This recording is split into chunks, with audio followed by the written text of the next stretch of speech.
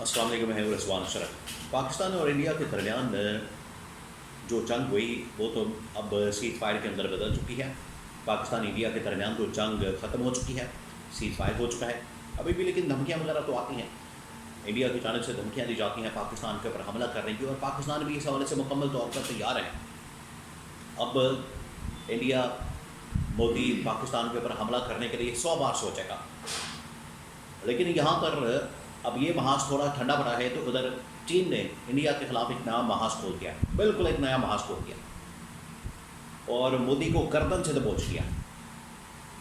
और उनकी जो 7 ऐसी रियासतें हैं जहाँ पर अलहदगी पसंद की तहरीकें चलती हैं, वहाँ पर अंदर बगावत होती है, बड़ी आबादी, बड़ी तादाद, बड़ी रियासतें और बहुत बड़ी तादाद में लोग आज भी इंडिया से अलहदगी चाहते हैं।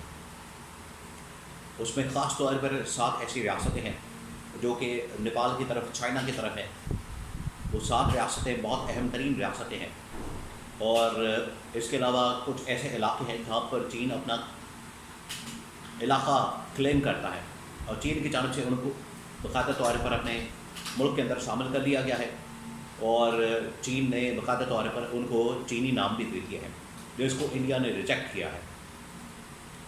तो पाकिस्तान और इंडिया के दरमियान जो महाज चला हुआ था, उधर अब चीन ने इंडिया के ख़िलाफ़ एक नया महाज खोल दिया है।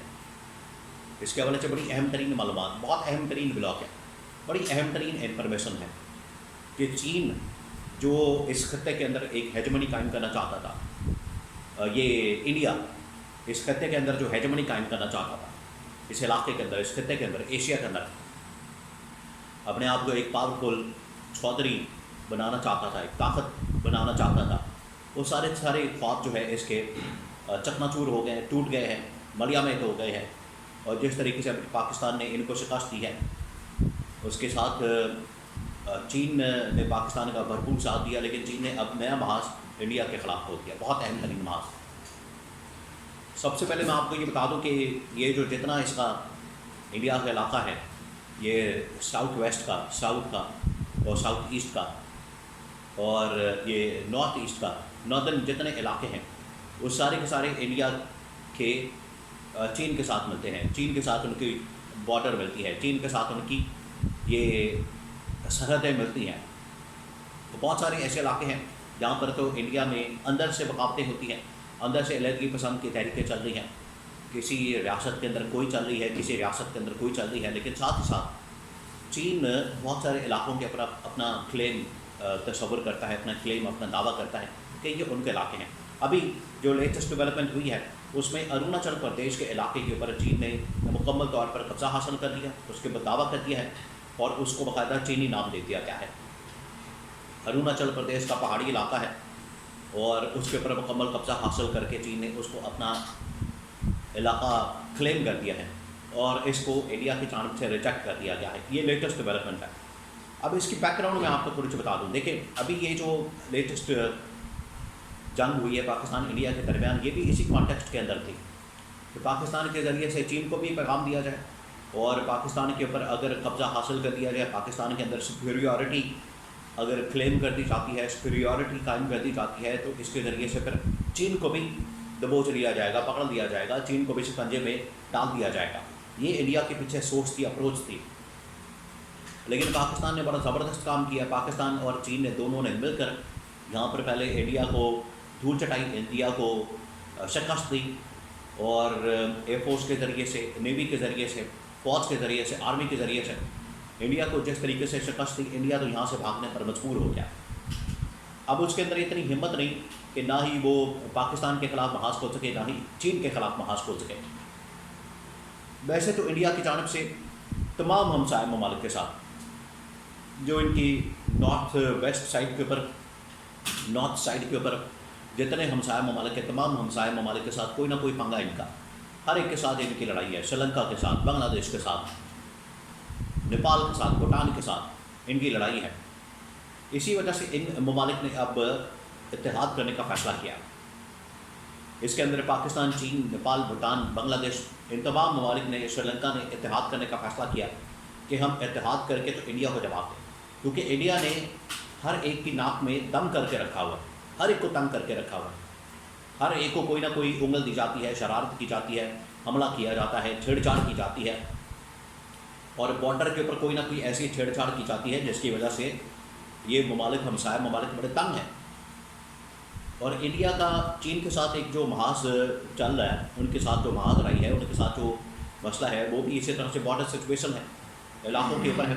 जिस तरह से पाकिस्तान इंडिया का एक मसला है कश्मीर के मामले के ऊपर, ये भी टेरिटोरियल मामला है, जोग्राफियाई मामला है, और उसके ऊपर कब्जा किया हुआ है जिसको पाकिस्तान तस्लीम नहीं करता। बिल्कुल उसी तरीके से चीन के बहुत सारे इलाके जो कि इंडिया ने अपने कब्जे में लिए हुए, चीन उनको वापस लेना चाहता है, और ये अरुणाचल प्रदेश उसमें से एक ऐसा इलाका है।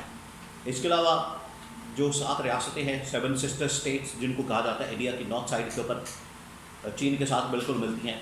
और अगर आप उनके मैप के ऊपर जाके देखेंगे इंडिया के, तो आपको चीन के साथ और इधर बांग्लादेश, नेपाल वगैरह की साइड के ऊपर बड़ी बारीक सी लाइन नज़र आती है।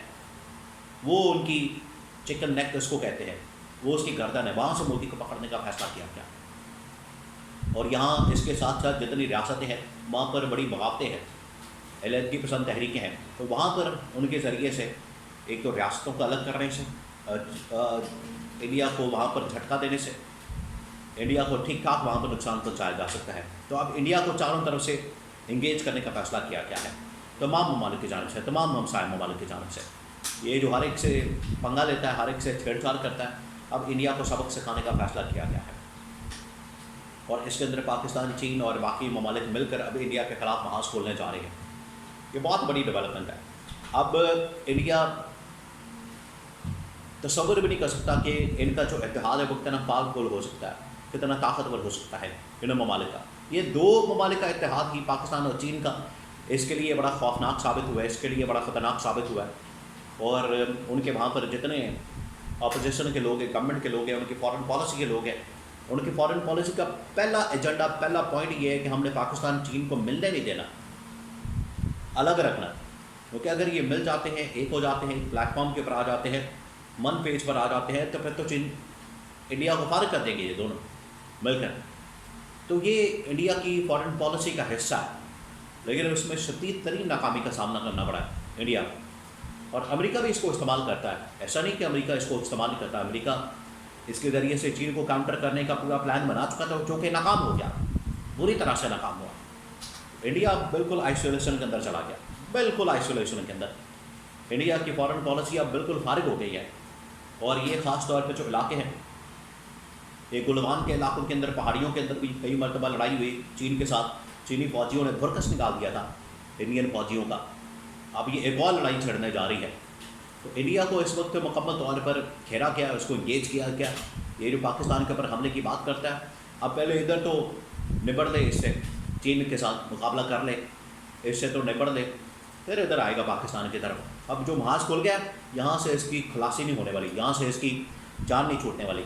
अब ये बुरी तरह से फंस गया नरेंद्र मोदी चीन के मामले के ऊपर, और यहाँ से ये आसानी से निकलने वाला नहीं है।